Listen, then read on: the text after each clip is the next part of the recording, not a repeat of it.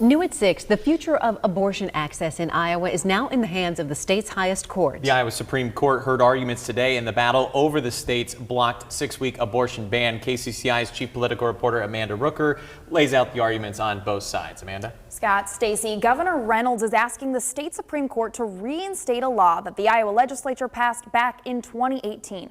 That law would ban abortion after 6 weeks of pregnancy, but it was quickly ruled unconstitutional. A court order stopped it from being enforced.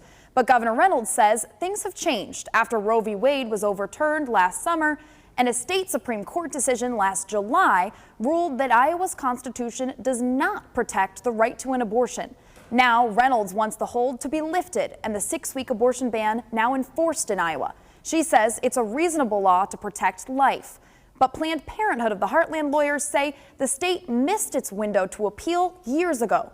Iowa law requires that to be done within 30 days.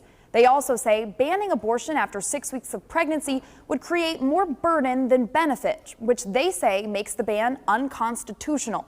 If the Iowa Supreme Court lifts the hold, abortion becomes illegal in Iowa after 6 weeks of pregnancy.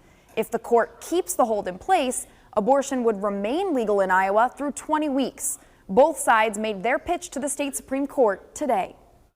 The law is so clearly on our side that this law is a rational, reasonable effort by the state to protect life based on the fetal development of the unborn child. The ban is void because it was unconstitutional when it was passed.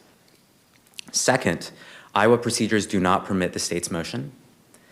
And third, there was no change in law that would justify vacating the injunction. Now, the state Supreme Court is allowed to take as long as they need to make a decision, but their ruling is expected by the end of June. Scott? Thank you, Amanda. And Governor Kim Reynolds says she's optimistic the court will take her side. In a statement, she says Iowa's constitution requires the law to take effect. She says our citizens and their elected officials have chosen to promote life and end abortion at a heartbeat, with exceptions for rape, incest, and life of the mother.